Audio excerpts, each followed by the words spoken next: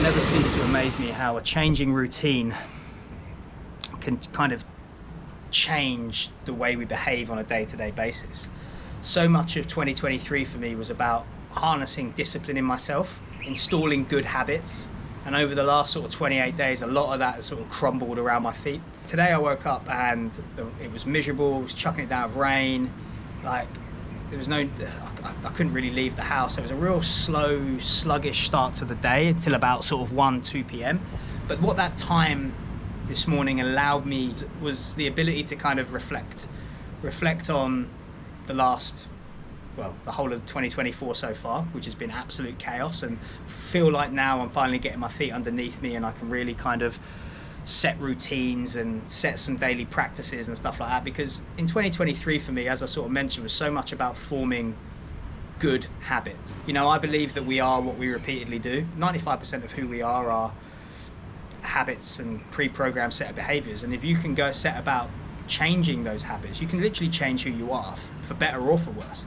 And for me, like 2023 was about installing those good habits. I started the year out with 75 hard, and I really delved into understanding what 75 hard was and understanding the principles behind the methods, because 75 hard is just a method formed off of principles. And when you delve into the work of Andy Frisella and how he formed 75 hard, is that what you realize is that the number's arbitrary. It was 75 days till a wedding he had to go to, and he found himself in a position where he wasn't who he was saying he was. So he set about to change that, and that was where the 5 habits come in. And ultimately what I'm doing now moving forward is taking on my version of that, right? So I've got 7 things that I'm going to tick off every day for the next 30 days, and then hopefully can continue that momentum. Those 7 things are: eat 3 meals a day. So one of the things that I've kind of realized since I've been over here, whether that's the heat, the chaos, the moving, is that I've really only been eating 2 meals a day. It's sort of having breakfast late, about 11, 12, and then dinner at sort of 6, and then in between just snacking on crap. And that's not really like me. When I had the routine back home of work, everything was kind of regimented a little bit and structured, and I feel like I need to get back to that. So 3 meals a day, no chocolate for the next 30 days, because chocolate is my downfall. So I don't eat sweets, I don't eat crisps, I don't eat junk food, as in terms of like fast food and stuff like that. But every now and then, if I'm hungry and I justify it because I'm training hard, blah blah blah blah blah, it's really just, that's my thing. So for me, no chocolate over the next 30 days. 4 litres of water. I've definitely been struggling to sort of feel hydrated and somewhat inconsistent with my hydration, so that's something I want to dial back in. I'm going to meditate every day. I'm going to read 10 pages of a book every day. I'm going to train every day, and then I'm going to release a new video every day. So those are my 7 things.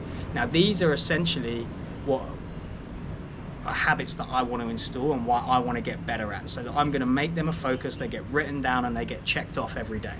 And this ultimately brings me to something that kind of irritates me a little bit, and that's people on social media sort of talking about and trying to promote their morning routine, because their morning routine is not relevant to you. My morning routine isn't relevant to you, because your morning routine is made up from the things and the habits that you are trying to install in yourself. Now, we're all unique, we all have different strengths and different weaknesses, so what we need to try and do is to look at ourselves as if we are the coach looking at the student, and say, right, what is it that you need to do given your strengths and weaknesses to improve your quality of life? Would you benefit from meditation? Would you benefit from reading more? Would you benefit from more exercise? You know, would you benefit from insert whatever you feel you would? And that requires you to take stock. That requires you to take a look at yourself in a non-judgmental but somewhat critical, coachable way, and say, right, you know what, you slipped up here, that's getting a bit sloppy, let's tighten that up, let's tighten this up, and let's get back on that straight and narrow and become the person that you know you can be. Because that's how I look at myself, is that I know that I'm capable of a lot if I can just stay focused and stay disciplined. And that's what ultimately I feel that my biggest role to myself is to not be the judge and executioner, but to be the coach, and to say, right, come on, you can do this, right, tighten that up, tighten it up, don't get sloppy. Like if you do fall off the wagon, don't kick yourself when you're down, just pick yourself up, dust yourself off and put yourself back on the road again. What I'm doing now with the next 30 days is a little bit of just sort of like that. It's just saying, right, come on, you know you should be doing this, you've gotten out the habit of doing it, let's tighten things up and get back to it. So that's my next 30 days. You are going to be my judge, jury and executioners, because you're going to be holding me accountable. I'm going to be sort of making sure that I stay focused on that. But also I encourage you, whoever's watching this, to kind of do the same. Take stock of yourself, form your morning routine, because ultimately your morning routine should be predicated on the things that you are trying to do.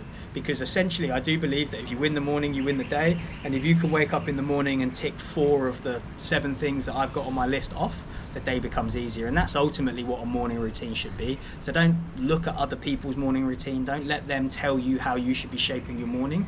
That's down to you to shape based off of the things that you need to work on. So that's where I'm currently at. I'm going to turn today's really sort of slow day and maybe not as a engrossing video into a positive, because I think it's allowed me the time to kind of reflect on the last sort of month or two, and to allow me to sort of tighten things up and shape the next month. This is how we shape who we become in the future, by sort of gently molding our habits and behaviors to be the person that we know we can be. And yeah, that's a long-winded way of turning a shitty day into a positive start to a new journey. So I'm going to tail this video out with a training montage of my upper body day. Enjoy, and I'll see you guys tomorrow.